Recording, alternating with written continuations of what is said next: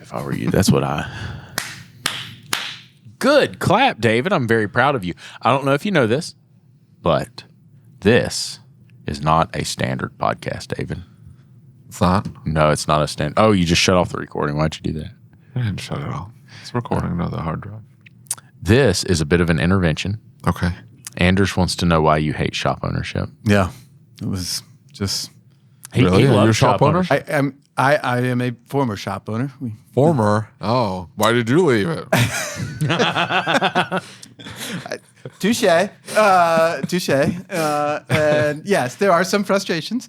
But, for us, we got a good offer to buy the shops. So that was why I left.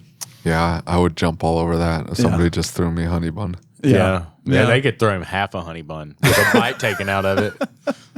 They could have even licked the cream topping off and he'd be okay. Yeah. Okay, fair enough. Cream topping on a honey bun.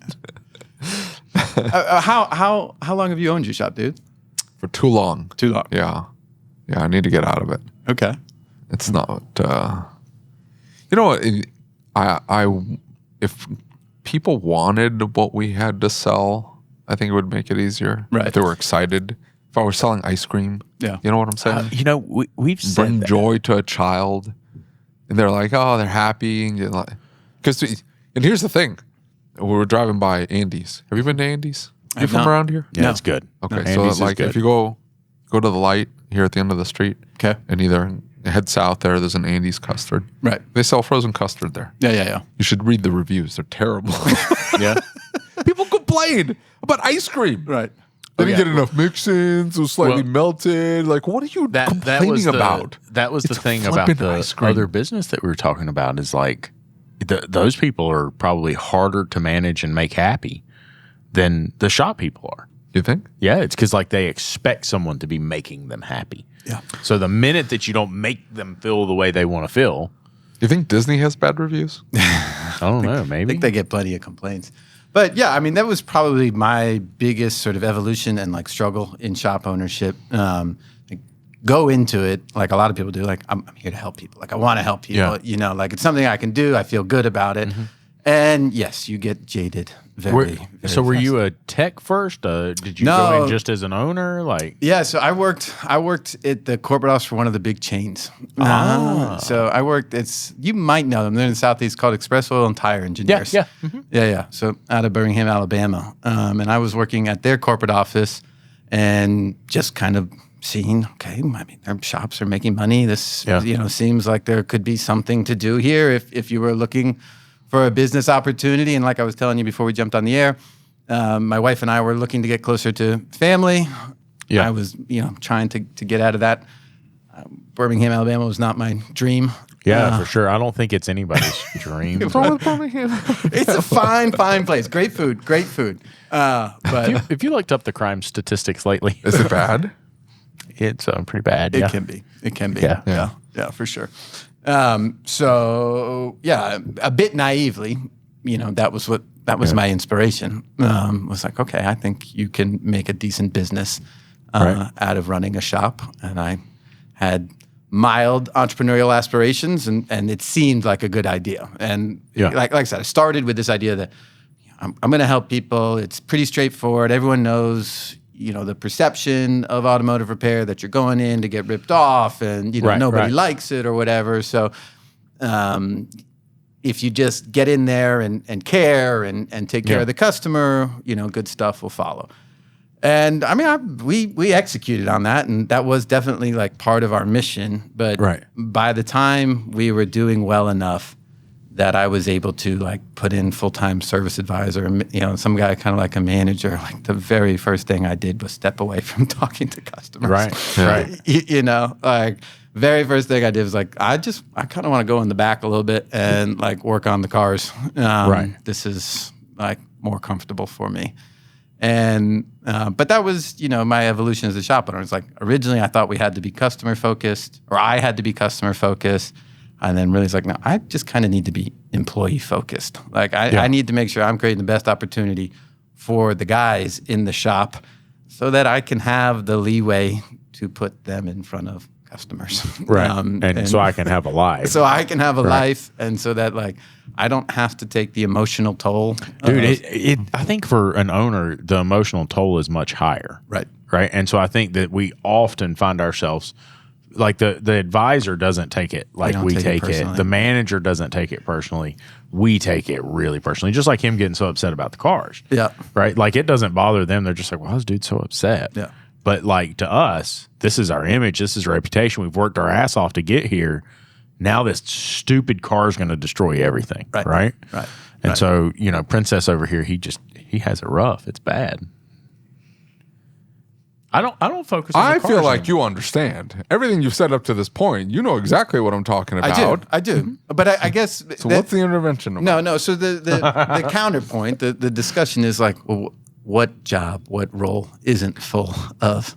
That's a good point. You know, I thought about that long and hard because I thought, well, if I get into any other kind of service business, I'm going to end up in the exact same situation. Thought about the mac and cheese truck. But I don't want the hours. Right. So I fell upon like the only thing I can think of that I can get into that is not going to be nearly as taxing as what this is some type of e-commerce business where I'm selling something online, just running the crap load of Facebook ads, just spamming.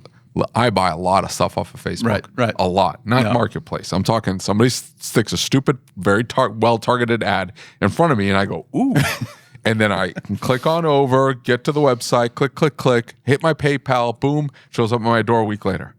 And I'm happy with it. I'm just feeling great relief knowing that I thought you were going somewhere else and doing something different. I thought you were going to, take the lead from that one reel, the OnlyFans dad clip. I thought that's the direction you were going, and I was hoping you were going there. Here I am. Yeah, I thought that would be the OnlyFans dad. Man, seems to be people making good money. It is a good skit. It is a good skit. That's the only I can see there's at least a level of disconnect there, where if you're selling a good quality product that's reputable.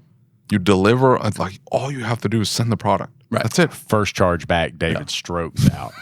That's it. So I thought about that too. Yeah. So it can't be that expensive. Yeah. It's got to be low enough that the person doesn't feel it. They can't ask for money back, but like the margin's high enough that you can go, okay. Send the money back. What do I care? I've got $9 in this. You paid me $50. I'll just send you your $50 back. I don't care. The great irony of it, of course, though, is that, yes, it would feel wonderful to sell people something that they want. But like the dynamics of the work of like convincing people that they want it. Yeah. I mean, that is hard. That is hard. Like, but even then, Automotive, they don't necessarily want it, but they need it. But even then, right? Like the majority of the population, even once they've been convinced that they want it. Yeah. Like then they have buyer's remorse and then they're mad and then they're frustrated about something else and it didn't meet their expectations. Like we have become a society of complainers. Sure. We don't like anything. That's it. It's the key is in the marketing. And so you want to denote how is this going to make you feel just by buying it. Right. The dopamine hit will come from just buying it because the brand and the product is going to elicit that reaction from you just in buying it. You're not doing shit. You're just hitting yes, and you're putting your credit card information and zap. I've seen credit card statements with 400 Amazon purchases. I can't say that. It's not the same thing on Amazon. It's not the same thing. Right. When you find that brand that you're connected to. You find the brand, it resonates with you. And so for that to work, the marketing has to be highly, highly targeted. You've got to nail that thing down to that exact person, and you've got to hit that button and spam that button because that person that it resonates with is going to buy, and the dopamine hit's going to come from just making the purchase, and then it shows up at your door. Then you do your follow-up. Look, I got this all planned out. I'm just telling you, I got it all planned out. But the struggle, the emotional and mental struggle comes in like while you're figuring that out is, why doesn't anybody want what I have? Like, am I wrong? Like, am I a failure? Like, these are that's the common. I don't worry about that. Okay. Because I know that the product that I'm going to be selling is something that, one, I already buy a lot of, and two, anybody can use it. Grandmothers can use it. old people, younger people, doesn't matter. Everybody can use it. Yeah. And it's not that expensive that they're going to be choosing to feed their kids versus buying my product like they do with the single mom who shows up with her beat the hell Traverse and her rattling chains and is like, I'm not going to be able to feed little Billy here. Yeah. Go talk to your baby daddy. Yeah. Don't talk to me. Right. Anyway, it's $3,200 to fix your ship box. Right. And you have to develop that thick skin. Like, you know. I mean, you're not wrong. You're not wrong. You are not wrong. And that is the part that, like, where. You know what makes me really mad? When they come in with tattoos. Because I know how much those goddamn tattoos cost. How much was that tat? How much was that? I'm looking at you. You should have fixed your timing chains instead of gotten that stupid tattoo. And then you had it filled in. And he's not really wrong on that either. Wrong. I mean, I will. You are 100% discretionary right. spending is very different, though. Yes. Yeah. They don't go into the tattoo parlor complaining about how I can't feed my kids. How am I supposed to get to work if you charge me for this tattoo? They don't do that. Why are they doing it to me? Right. Right. I mean, I don't know. Maybe you were just a shitbag in a previous life. You know, I think about that sometimes. Some karma coming back. Some karma coming back. Then it really, gets deep. The karma. Past life. Yeah, it's bad. No wonder your car keys go missing. You know what I believe in the Bible. Right. In the Bible, no karma. It says it. Okay. Yeah. So then, the whole section of the Bible that reads out and they're like, where does it say? I'm going to go read it. It's in Ecclesiastes. Okay. How does it say it? I mean, I can read it to you if you want me to, but it essentially says that, hey, life is not going to be fair. Right. That the riches are not going to come to the just, and that good is going to happen to evil people. Right. You're just watching my reels and saying it's the Bible, bro. What is up with you? What? Does that mean you're stupid reel? Yeah. I told Juan I don't watch anything you put out. Well, thank God. You spend a lot of time together. About you. Spend a lot of time together. It is a good, have a little break. Yeah. That is probably healthy. Well, what are you doing now? Because you said you sold the shop. We sold the shops. And so now I'm mentor, coach, advisor. The part that I am most comfortable with is what I got into the business, which is the business, right? Yeah. So focus on... Are you with a coaching company? No, I'm doing this freelance? thing. Doing this thing freelance. I do have a business partner who is working with us on the software part of it, software component of it. And it's to marry the data, the numbers, and the human element of it, right? So, well, that's kind of cool. I come from the big company and using all the numbers, and and they pick John Smith and store number 272, and his numbers are crap, and what's going on with John Smith, and it's like, oh, I don't know, this kid was sick, or the fault with just being over reliant on the numbers, but. The fact of the matter that they are, the unavoidable fact is that they are critical. They really are. You have to use them as a guide. What did you do for the big corporation? What was your role at the corporation? It was a strategy, data, finance analyst. So you have a very different perspective than a lot of the shops out there today. The stuff that you kind of learn by trial and error, like what should my markup be? What where should my margins be? Like what am I targeting? That is stuff people were teaching me, in the corporate office for 7 or 8 years. And it was like, okay, got it. Understood. That's an interesting trajectory. We know some people who were in a very, very similar role.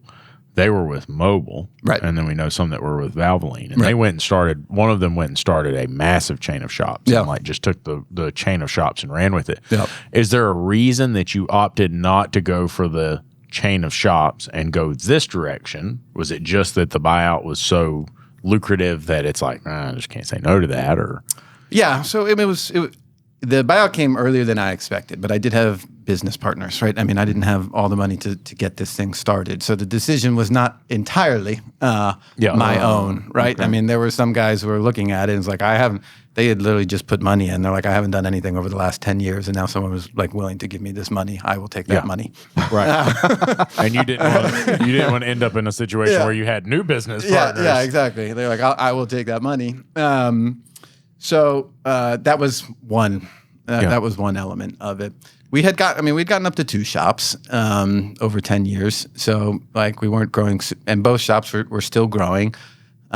We had been looking to find a third, but I was someone who was like very particular about like where the location would be, right? You know, and thinking that was important to the success. With that kind of corporate background, knowing how much detail they put into that. Right. So, and so that was, the last couple of years, just looking and just not seeing one that got us excited or that we felt would be right in that area where we wanted to stay. That was the other part. I was like, I don't know if I'm going to find 3 or 4 or 5, in Tidewater in Hampton Roads, Virginia. I guess he could have started to look elsewhere, but that wasn't.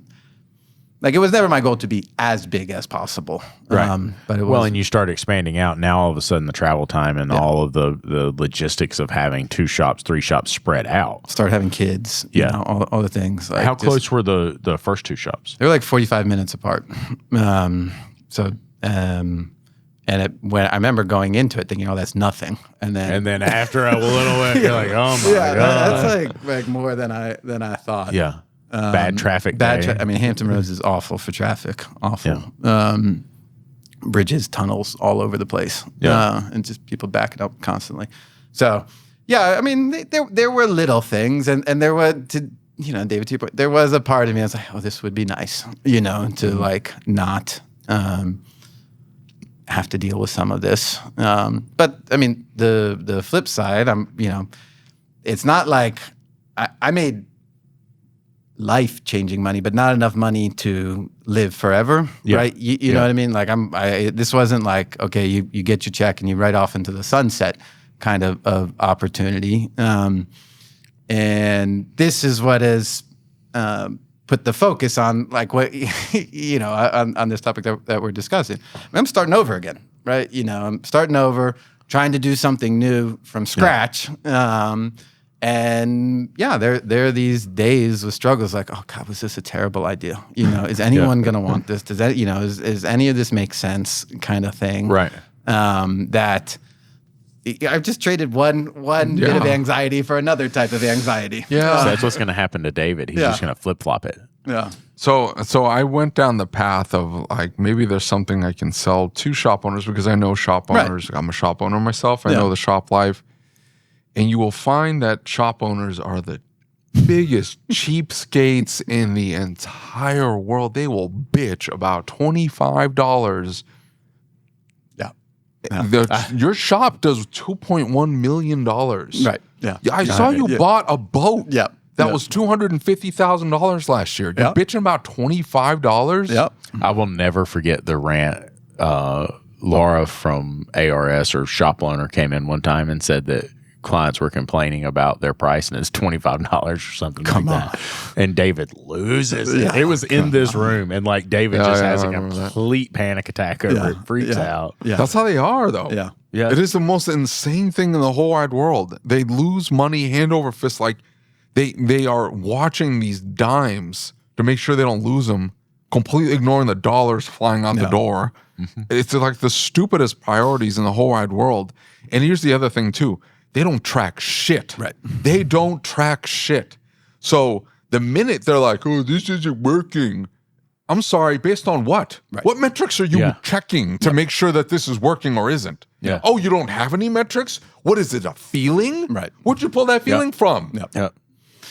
But that's also, that's small business in general. Like it's not like. Yeah, that's why you don't want to sell to them. But somehow it just draws me in. Yeah, but you like to make it hard on yourself, don't you? I like to be hard on myself. I like the pain. I feel it. So let me ask you this: when you think about that corporate world, because I do think about that often, is like, what are the variances? What's different? Right. What do you see the primary differences between that corporate world you were in before, and these independent shops that you talk to when you're in a place like Vision? Caring for your people. Like having some pride in being the business owner and providing opportunity is the single thing. That is, that was the fuel. That's like, over the course of, like I said, over the my evolution as a shop owner, that was the thing that got me excited and that I felt like I wanted to keep doing. Interestingly, it was the thing that also like scared me the most when I went into it. I was like, why would anyone like want to follow me? Why would anyone like come to work for me? I remember thinking this like the days while I'm trying to hire the first couple guys, days before getting the shop open. But in the end, being like, well, it's just because I care about, I cared about them, and wanted what's best for them. And that was best for all of us. That's kind of a no-brainer. Most people know the bigger corporations, how can you've got 200 stores. Right. How can you manage each of those individual people, right? And like even just growing my shop into the size that it is right now, it's difficult to go back and say, okay, I'm going to manage in such a way that I am customizing your experience with me according to who you are, what you want, where you want to go. Right. You have 1,000 employees. Buddy, you better be managing by the numbers because it's going to run out on you real quick. Right.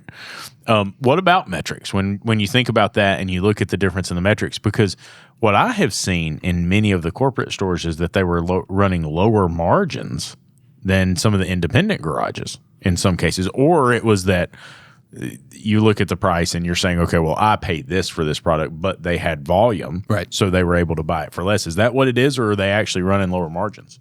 No, I don't think the margins are drastically different. They're in the same ballpark. I mean, this large chain was doing the same thing. They're targeting 20% net profit. In the end, there might have been a little bit of variation here and there. How you split that between parts and labor, or like what other sort of expenses that they had were a little bit higher. But no, it's not drastically different. There obviously are huge advantages when it comes to purchasing parts.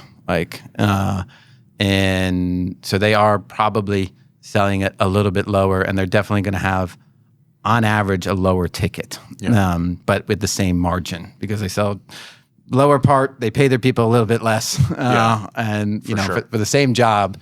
To the consumer is a little bit less, but the profit is the same.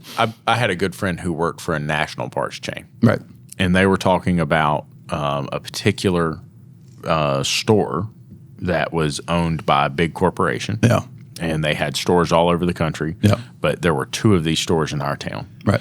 And they said it was terrible to work with them. Right. And they said because they never paid the bill. Yeah. Right. You could guarantee the bill wasn't going to be paid. Of all of the shops in our town, the one that you could guarantee was sending old parts back in the box and asking for a return was them. They were the ones who had every single part they touched was a problem. Yep. It was they got way cheaper prices on parts, and it killed the numbers for the store. So the commercial managers hated it. Right. Yep. And like it was just terrible to work with them. Yep. Right. And so I thought it was interesting to hear because they were saying like they beat us up. Yep. Every day it's a fight.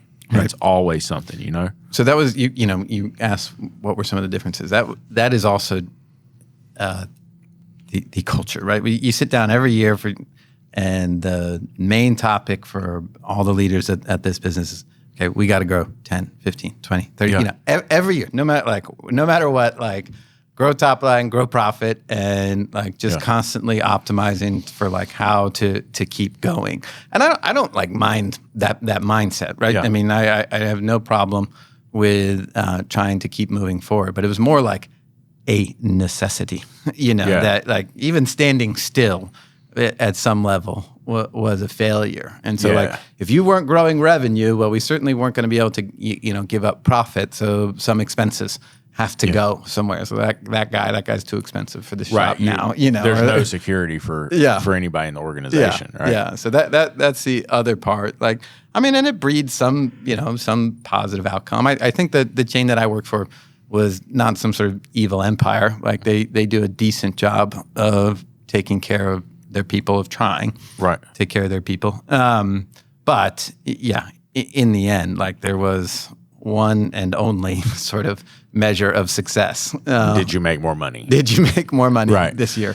I had a good conversation with a friend of ours that is a good ways up in the Valvoline Sure. quick lube Yeah. line of business, and very smart guy. Yeah. And we talked about how this is shifting, like the change in automobiles, the change of the complexity in the automobiles, and all of the aspects that they're seeing is really making it substantially more complex for them to do business in the way they've always done business. Absolutely. And so they came up with a directive that was like, hey, we're going to spend a lot of money to figure this out. Like, we don't know what it looks like yet, but we're thinking about this, and we need to be deciding where this goes.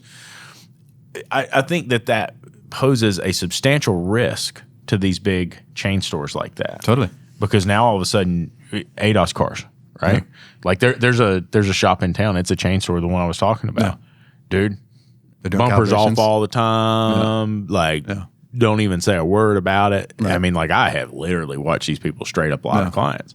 You go talk to the staff and they say, well, why did you do that? Like, that's clearly, like, here's a picture. This is a lie. Why would you do that? Look, dude, if I don't hit this number, I'm fired. That's it. Right? Like, the budget, a budget has been handed to me. Right, exactly. Like, I don't have a choice. Yeah. Right? So I'm just curious what your thoughts are, especially with the expanding technology. How's that going to affect businesses like that? I think it's really hard. I mean, it was it is hard for them to take that long-term view.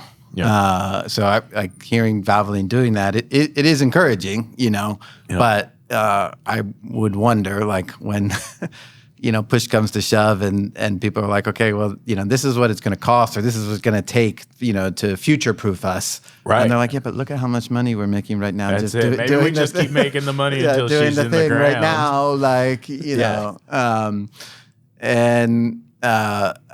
it's a big question. Like, it's a big question. I mean, the thing that all of the chains are building more stores like every year. And they're consolidating. They're buying up. They're buying up indies. Like, they see something. I mean, there's smart people doing, seeing something. So it's not my place to, like, tell them that they're all wrong. But I can tell them they're all wrong. They're not. They're not looking at the complexity of the car. They're looking at the numbers. That's what it is. They're looking at the numbers. Like, this is a whole huge growth potential. People are working on their cars less. The do it for me, the percentage of do it for me business is growing faster than the DIY. Yeah, totally. Which is why all of these parts stores have shifted towards do it for me. Right.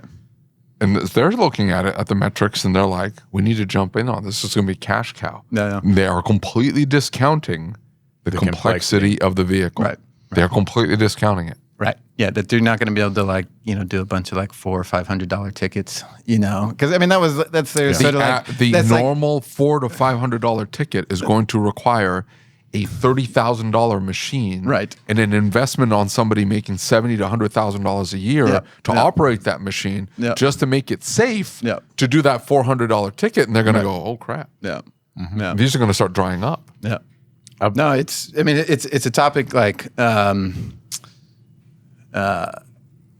especially with these big guys and the consolidators and these sorts of things. It's like, you can't, you have to understand it as a business owner from, okay, what is this, what is the potential for me? Like, what are the risks that these guys pose? And one thing that I think a lot about is they are going to go after so much of that gravy stuff, right? Yeah. They're going to milk the gravy out of the market. Right. So if you're not if you have to borrow some of, have to be aware of that, like, figure out the strategies that you're going to use to adapt to that, because we take pride in being the experts, and I absolutely think that the greatest repair shops should continue and will continue to invest in being on the cutting edge. But ultimately, the numbers do work when you sprinkle in the gravy in between all of that other stuff. And extract it with surgical precision to make sure we're getting that, and we don't want the rest, and send it on down the road. Right. Because, they're going to market to these people hard. They're coming after them, and all they want, they're not opening the hood. They're doing undercar stuff, and they're going to make sure they get all of that, and then what's left.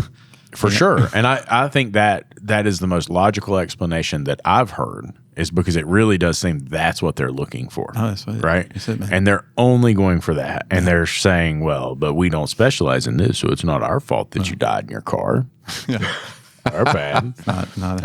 And you know, I just thought David was going somewhere completely different when he said they were wrong. I was thinking he was going to say that they're not using honey bun as currency, but I mean, I don't. Is the Valvoline and places like that? They started doing AC service Really?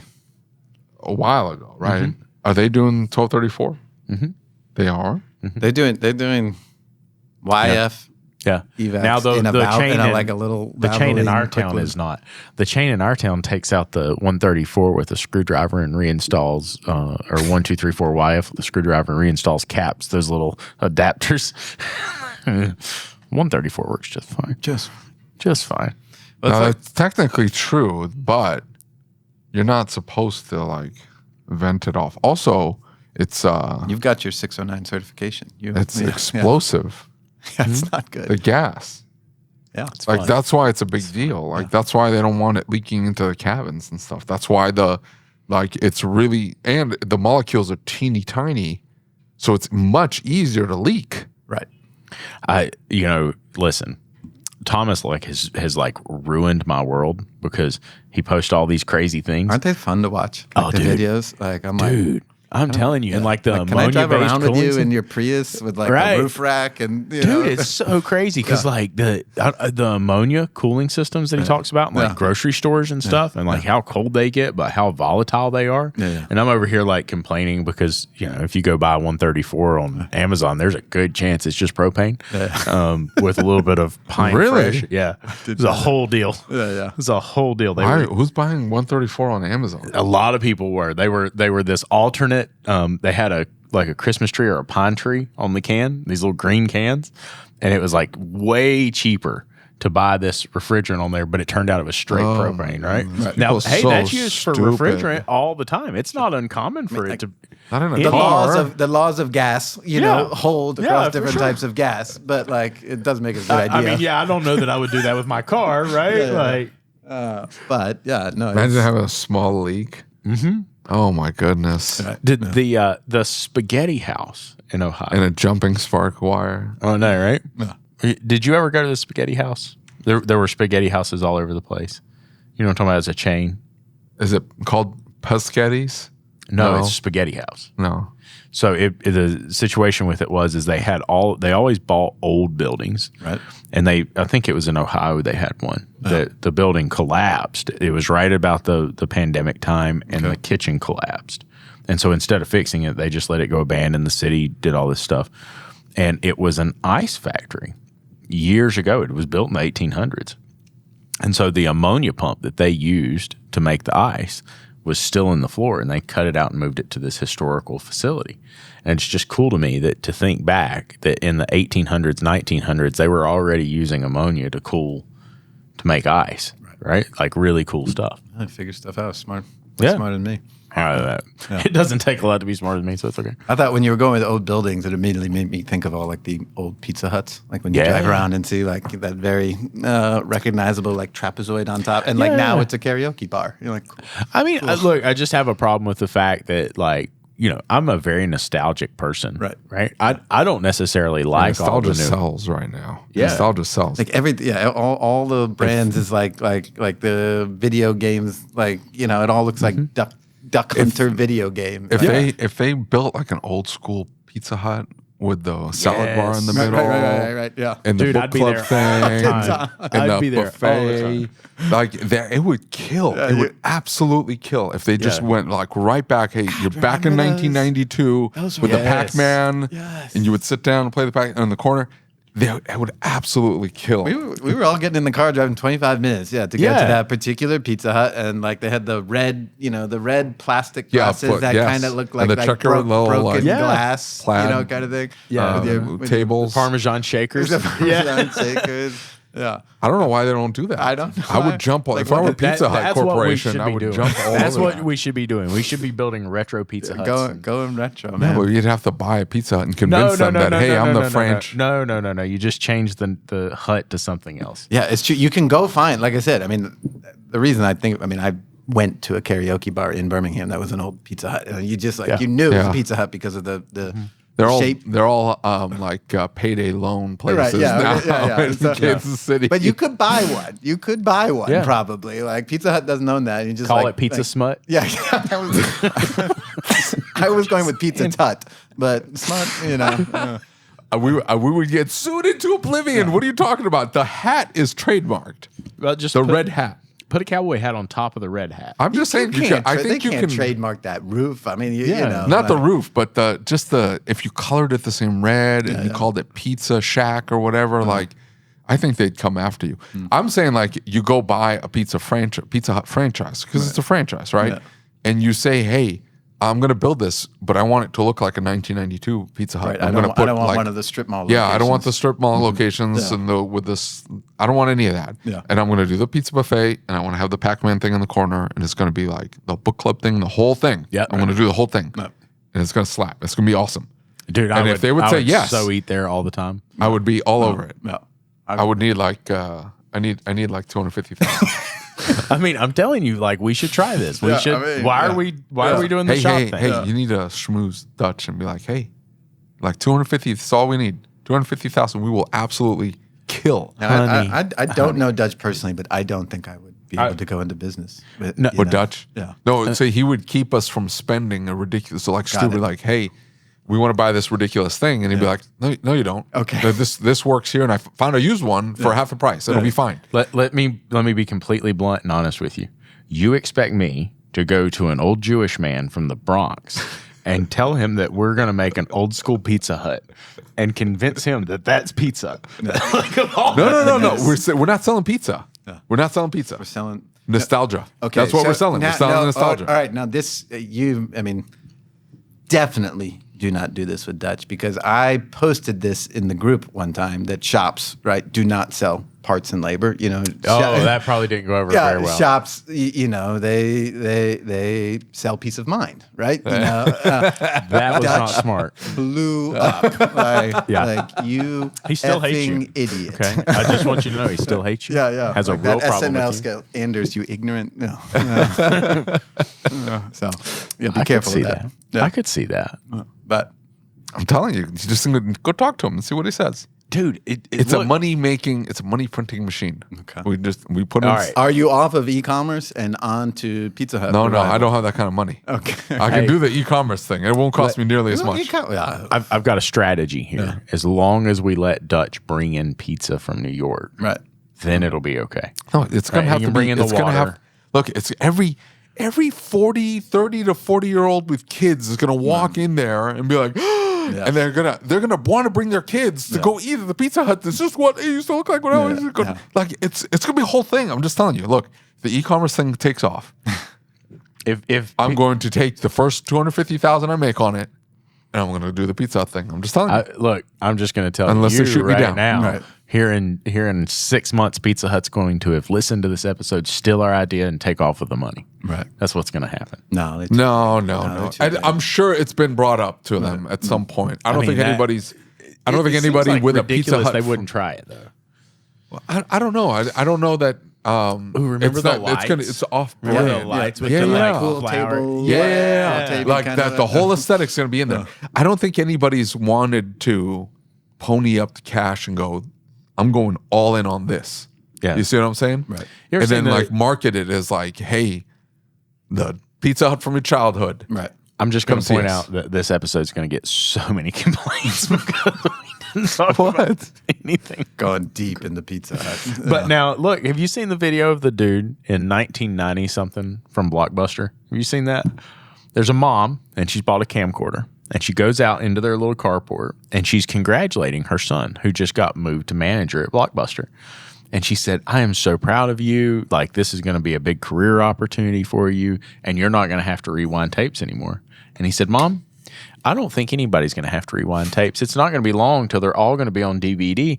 And, just the other day, I found out that you can download music on a computer. And if you can download music on a computer, it's not going to be long until you can download movies on a computer.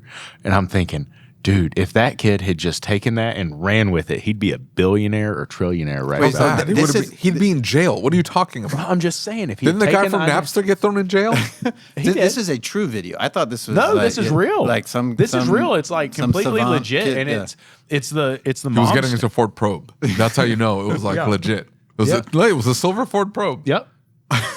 You had one, didn't you? No, you had a Geo. You had a Geo. I did have a Geo Metro. I had Car and Driver magazine through the 90s, all of them. Yeah. And I would go to the library and take out old ones from like 10 years back because I wanted to read the reviews from the 10-year-old car. And I would read them front to back. And now you're living your dream. You know, it just No. That I thought that was my dream. Like, I love cars. I loved cars. I hate them now. I hate them all. Ruined it. It ruined it. Yeah. I think it was about 2014. That's what like set me up. So how many years into ownership was that? 2 years into ownership. So like the Tesla Model S was becoming that came out in like 07. I think that's when the first year they had it. Wow. But by 2014, they had like the dual motor model that was like 0 to 60 in sub 4 seconds. Right. They're faster now, but I'm saying like, and they were gorgeous cars. Yeah. And I remember talking to my wife, and I was like Googling this car. Yeah. And I'm like, I really want that Tesla Model S. Right. I really want one. Yeah. And she's like, you can get one as soon as you get me a maid. I remember that. And I go, okay. A mini? A maid. A maid. She wanted somebody to come in and clean the house. Yeah. And I said, okay. Yeah, deal. I'll get a maid, and then I'll get the Tesla. She has the maid. I don't have the Tesla. And do you know why? Because they're junk. Well, they're junk, but everything's junk. Yeah. I hate cars. You hate cars. I hate them all. Right. I'm not crawling into that goddamn car. I like my minivan. I slide into my minivan. I don't have to like dip down into a flipping car. Like my cup holders. Right. I don't want to drive anything but automatics. My wife has a stick. I hate driving her car. Stupid manual, extra pedals. I hate it all. I hate all of it. I hate driving. I hate having to drive somewhere. I complain to my kids, and I'm like, one day I'm going to be able to get in this car, play on my phone, tell it to go somewhere, and it's going to go there for me. She's like, and they're like, why? What? Because I don't want to have to pay attention. The idiot in front of me is going too slow, and this lady over here is not paying attention. Yesterday, we were going to the restaurant. Yeah. We're traveling up north on Metcalf, and this old lady in the CRV was like in your lane. She's like creeping over my lane. I'm like, whoa, what's going on? Yeah. And I saw the phone out, like the big glare of the phone. Yeah. Now, I play on my phone, but here's the thing. Right. Now, there's rules when you play on your phone. Do you play on your phone when you're driving? No. I mean, I try not to. I mean, okay, so you do. Yes. You stay. I don't play on my phone, but you stay in the right lane at 20 miles an hour. In the right lane, and you go slow because you don't want to impede traffic. Right. And you know what you don't do? No. Get in the middle lane. Right. Like, because if you veer to the left or to the right, because it's going to happen, you're not paying attention, you're going to hit somebody. Or you could kill somebody. Why would you do that? She's so stupid. No. So she's on her phone. You don't want to be in the right lane because then the vagrant's walking down the sidewalk. You're going to take one of them. Ain't nobody walking on sidewalks here in Kansas City. There's nobody walking on sidewalks. This is my first time here. And really? I was like, there's no people. Everybody's in a car. I hadn't had to leave this entire shopping center metroplex. Yeah. I'm like, this is nice. But there's some like really nice stuff like that way. Just a little bit down there. There's some really nice restaurants. Either end of us, there's some nice restaurants and shopping and really cool stuff all around. But there's people don't walk here. Everybody drives in Kansas. Everybody. So even the vagrants? Even the vagrants. They all have cars. They drive to their spots. I did see a couple of jalopies. They drive to, I'm not kidding, they drive to the spots, they park, and then they walk out into the corner and they're like, need food for kids. And that's what they do. Anyway, you're not going to hit anybody. You just stay on that lane, and if you start to veer off, you're going to hit the curb, you're going to know, oops, back into the lane. Right. So you don't get in the middle lane, and like you expect them to be just slightly younger. Like 25 to 45. In that range there, you got your wits about you. After that, you start to slow down. She was probably 70. I don't know what she was doing playing on her phone. Right. She should have been driving. Right. All of it. Yep. I got to pay attention to that nonsense. Oh, I hate that. If she was in an autonomous car, it'd be safer. That's all I'm saying. It is true. Like, as you know, I've always had manuals, right? Growing up, but love the thrill of driving. But it does get old after a while. Man, I mean, adaptive cruise control. It's so to slow down nothing. Yeah, it's awesome. Yeah, I'm like, I don't need to be driving right now. This is now. I want to buy a big camper at some point. Right. So like I can try. Oh, to bring the wife. Yeah, sure. So I've decided I want to do that, but I'm old school. I like mechanical engines and so dumb, reliable, and so I want one with an 18-speed, right? But you can get adaptive cruise control with that. Can you on them? Yeah, in a big truck. Yeah. Yeah. Can you really? Mm-hmm. Yeah. Wow. Yeah, it's pretty slick. Lane keep? Mm-hmm. Lane keep? Mm-hmm. No shit. Yeah, buddy. In a camper. They've got everything you can imagine. Oh my god. Right, and so a lot of that technology was prototyped by Volvo in the Class 8 space very early on because road tractors were responsible for a lot of deaths. In other words, if a big truck's in a crash, it has a lot more capability of hurting. Yeah. And so Volvo, before anybody else came with emergency braking, Volvo put emergency braking in their trucks. And they engineered and designed a system that at 80,000 pounds, that it was so smart, it could monitor and stop itself based on the traction of the truck and the trailer, and it could stop itself in like a quarter of the time that other conventional trucks could stop. Wow. Really interesting. It is like, it's, do you guys do any calibrations? I mean, in your shops? Yeah. Like, when we sold our shops, that was kind of like the first thing that I went to, because this was it was 2022. You know, when we sold our shops, it was a couple of years ago. Like, I mean, people were still kind of figuring it out, and that was the first thing that I pitched to my former business partners. Like, let's I think this is going to be a thing. Like ADAS stuff. I don't really know where it's going, but like there will be a need for to repair these systems, calibrate them, or whatever. And like my main business partner just hated the idea, so didn't go anywhere. Didn't see anything for it. But now, like, I'm like, on the one hand, I'm upset because there are businesses doing well, servicing that niche, but it's also like, it's crazy to see how some of them have evolved. They look more like glass companies than like professional service companies. It's like, okay, come in for like a week of training. Learn which buttons to press. It has been a really big thing, and they've taken that franchise model and they've ran with it. So, LKQ did that and lots of companies. And so that is one fear, though, is this: if you had got into that market and they consumed a chunk of that market, that's one of the things. Like, these chain stores have a tremendous advantage. Look at what Caliber Collision did. And they can negotiate with insurance companies, and they can negotiate with other people, and they can get a competitive advantage you can't get. Right. And they can take that and make money with it. Whereas if you tried to compete with them, you would go broke trying to compete with them. Right. Yeah. And so it makes you say, like, hey, that can be a dangerous spot to be in, right? Yeah, it's, we gotta figure it out. What do you think is going to differentiate your new business from the others? From the sort of other coaches, consultants, those sorts of things. So a couple things. I mean, we are going to rely on our technology. Like, that is just important to me. But I think it's also reflective of, David might roll his eyes here, but like our thesis, my belief is like automotive entrepreneurship is a good opportunity, right? If you go into it with eyes wide open, and like when we talk about things like technician challenges and those sorts of things, like, it's part of the story that I want to sell. Like, I mean, okay, there will be hardships. You will be very pissed off some days, but like, if you are not quite sure, like, where you want to be or what you want to do, but you have, the gift to work on these, these machines, like, figure it out, start your business, and like, you will be set up if you know what you're trying to do.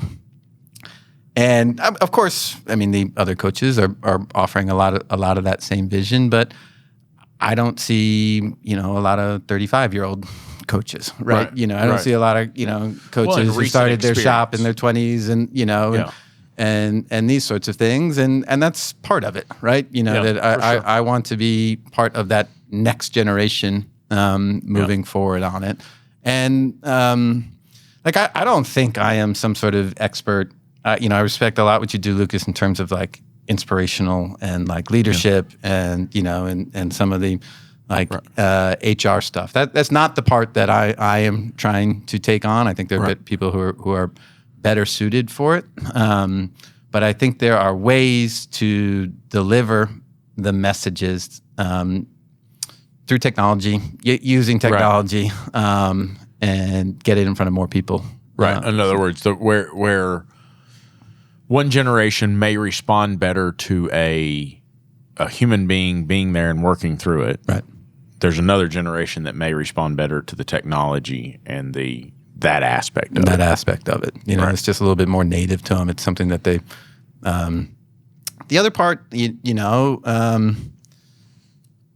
were talking about consolidation. This is kind of where I got my start doing it, was working with a couple of guys who were evaluating whether or not they wanted to sell their shops. Right. So there is a niche of people that we kind of work most closely with, which is, I see the opportunity. I want to get out of this thing in the next 5 to 10 years. Like I have seen other people around me sell it. I've seen, I kind of want to understand what does that look like? Yeah. Like, how would I do that? What would that? How would I get there? And that's the other sort of sub practice. There's a lady in the collision space. Right.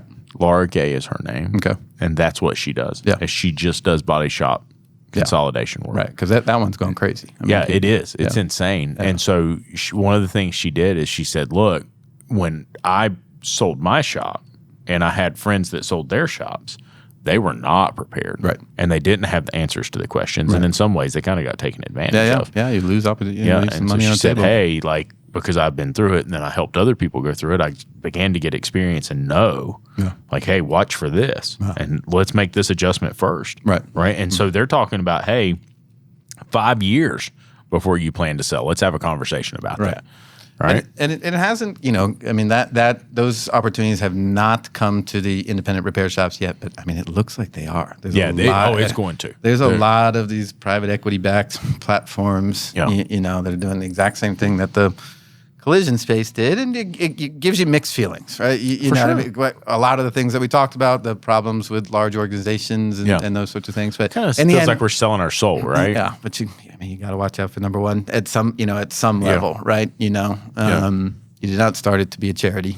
I don't know. There's a lot of owners who operate like they started it to be a charity. Yeah. At least they're operating as a charity now. Right. Yeah. No. Somebody tried to buy J.K. Walker's shop. I told them to send them to me after they were done buying his shop.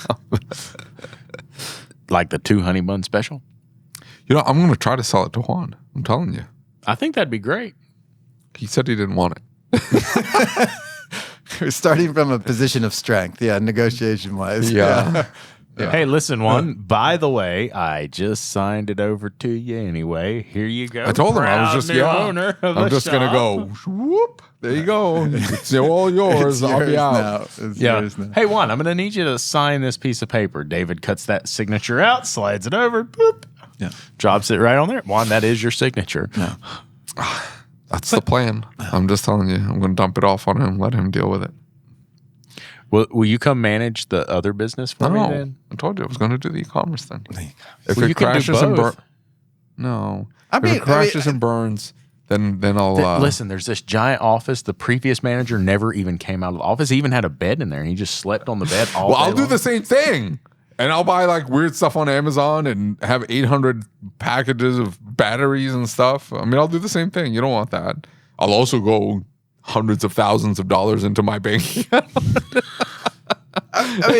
So I'll say one thing. Having not knowing you guys beforehand or whatever, but you travel the country. You do a podcast. Yeah. I think there's a lot of people who would look at you and say, David is successful. David has achieved. Well, I appreciate that. Yeah. The problem is that the weight of the shop is constantly around my neck. Yeah. And it's not. Here's what it is. I want it.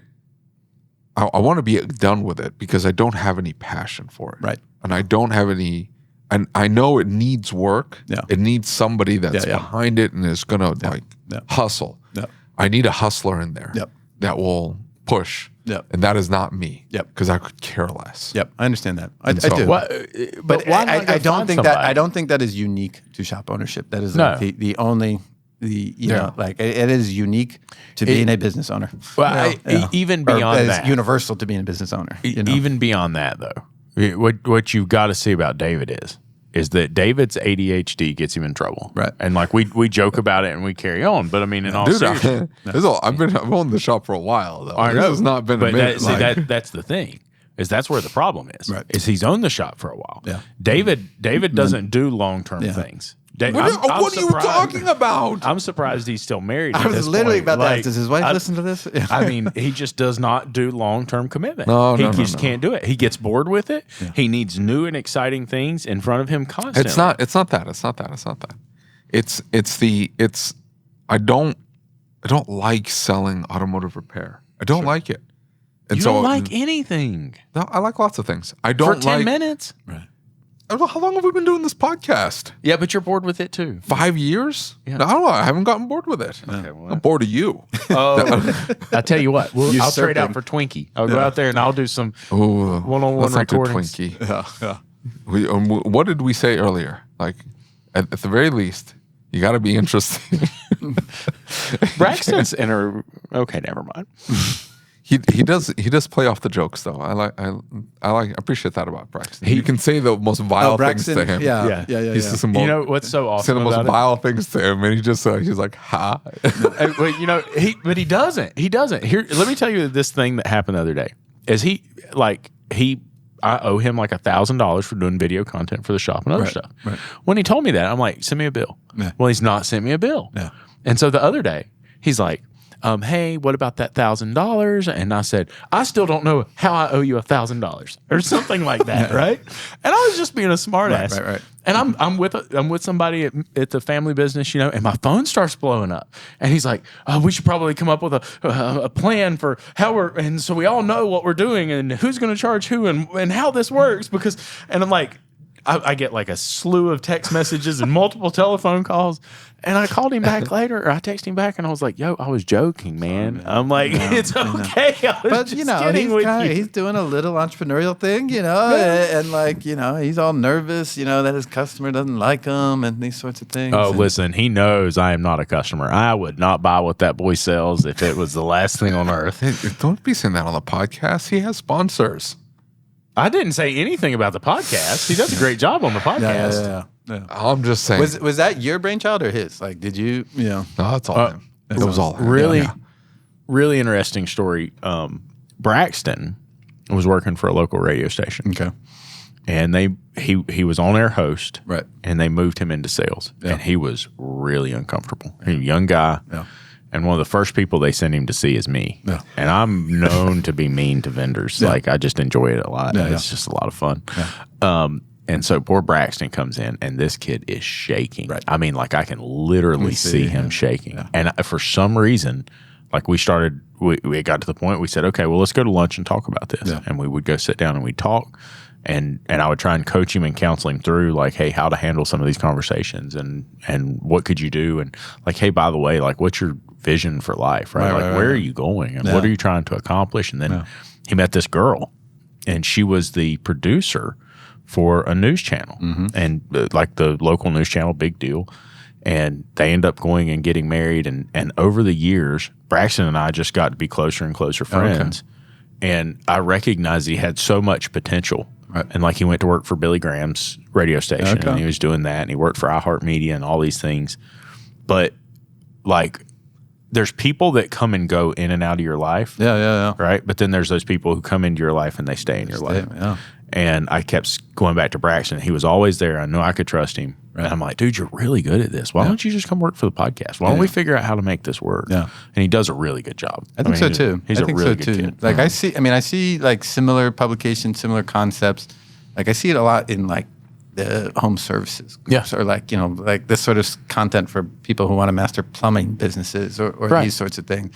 And I mean, I think there are, you know, this is one of the I wonder, and I'm glad someone is taking on that like gap in the market, for shop owners. For sure. Yeah. Absolutely. Yeah. So like, let's talk about the industry. Amen, buddy. Yeah, but then he decided to start like 7 more. And, 7 later, you did dilute the talent pool just slightly, Lucas. Listen, you can't call Mike Allen talent. There's nothing talented about Mike Allen. It's his brother that's talented. I find it both a compliment and an insult that we make this look so easy that everybody thinks they can do it. Yeah. I don't. The very first episode that I ever recorded with Mike, and it's like one of the very first episodes he actually did. He came up to the shop, and we're working on getting his cameras set up, and I'm trying to show him how they work. So this is one of the first episodes he did of his new podcast. Yes. And so we're sitting there, and I said, so is this where we talk about your insecurities and your brother? And like the look on Mike's face, it just melts.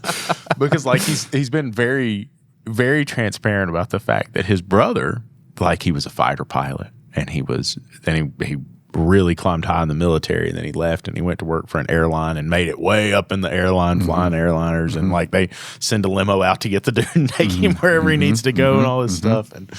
And Mike's always talked about how much his dad really loved his brother. Yeah. And he's like, I just wanted my dad to tell me, son, I'm proud of you. And he's like, that's never going to fucking happen. Yeah. Like, it's just not going to happen. Yeah. Yeah. My brother's pretty high up in the military too. I feel that, Mike. Yeah. I feel that. Yeah. He's a lot taller, handsome. Yeah. Yes. Mike's like saying the exact same thing. Yeah.